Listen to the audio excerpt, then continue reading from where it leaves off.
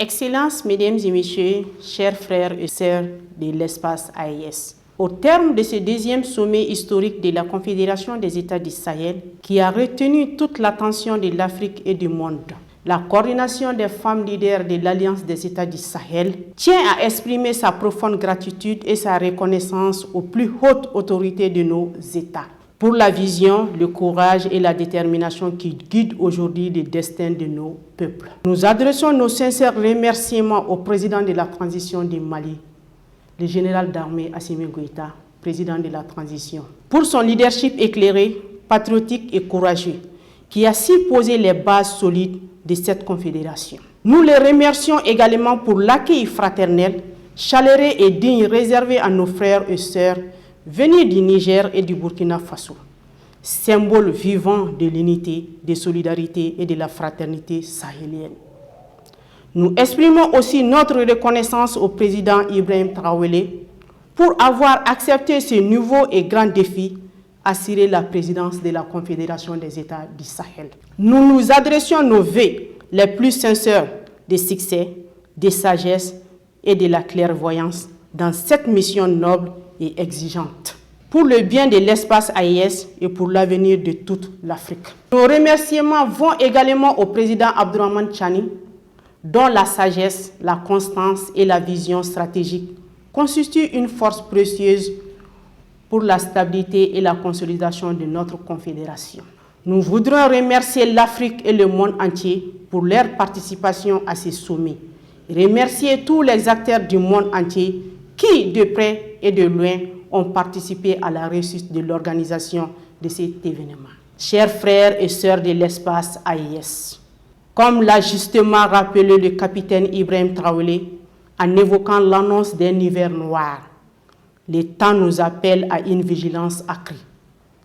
Plus que jamais, nous devons nous souder davantage, renforcer notre cohésion, approfondir notre solidarité et travailler plus intensément pour protéger les acquis de notre souveraineté et bâtir un avenir durable pour nos peuples. L'année 2026 s'annonce avec de nouveaux défis, mais aussi de nouvelles opportunités. Elle exigera de nous plus de discipline, plus d'engagement collectif, plus de responsabilité et un patriotisme actif à tous les niveaux, politique, économique, social et culturel.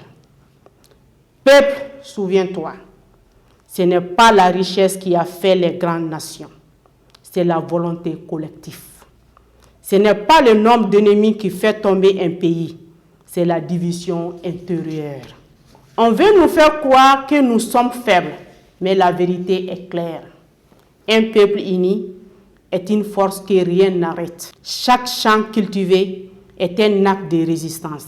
Chaque enfant éduqué avec droiture est une victoire. Chaque femme debout est un pilier de la nation. Chaque jeune discipliné est une arme contre le chaos. Ne trahis pas ton pays par la paresse. Ne trahis pas ton peuple par la division. Ne trahis pas l'avenir par l'indifférence. Que chacun se pose cette question. Si la nation compte sur moi, seule aujourd'hui tiendra-t-elle debout? La coordination des femmes leaders de l'Alliance des États du Sahel sont engagées totalement à accompagner cette dynamique historique, à mobiliser les femmes, les familles et les communautés autour des valeurs de paix, de résilience, de travail et de loyauté envers nos nations. Ensemble, unis et déterminés, l'AES vaincra, l'AES restera debout, l'AES restera invisible. Que Dieu bénisse l'espace AES, que Dieu protège nos peuples, que vive la Confédération des États du Sahel, que vive l'Afrique souveraine et digne, vive la coordination des femmes leaders de l'AES.